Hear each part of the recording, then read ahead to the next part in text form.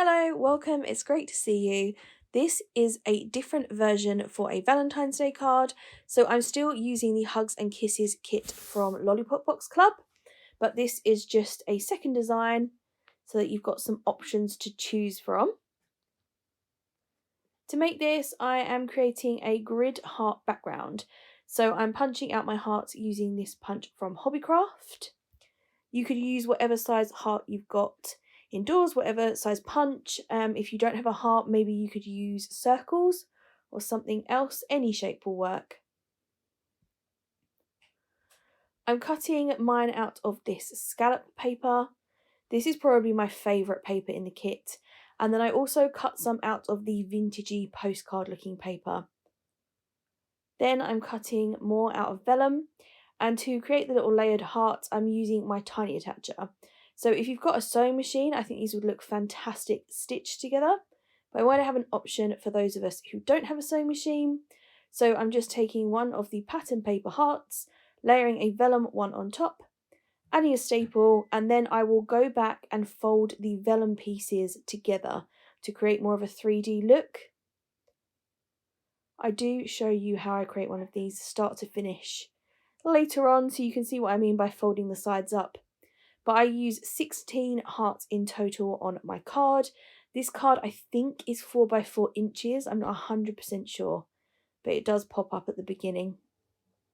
These are card blanks from the works if you're interested.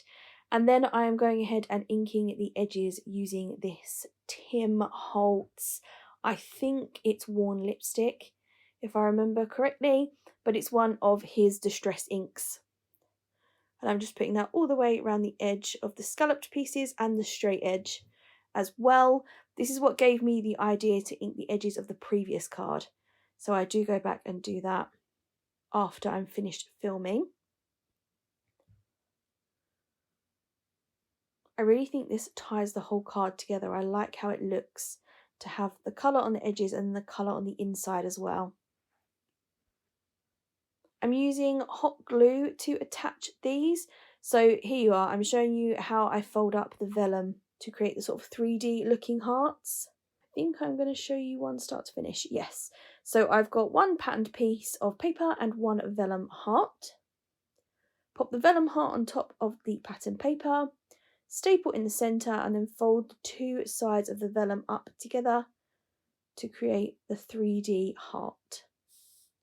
You could do this with more than two pieces. It would look really cute if you used two different pattern papers and the vellum and folded the first two layers up. I think that would look super cute.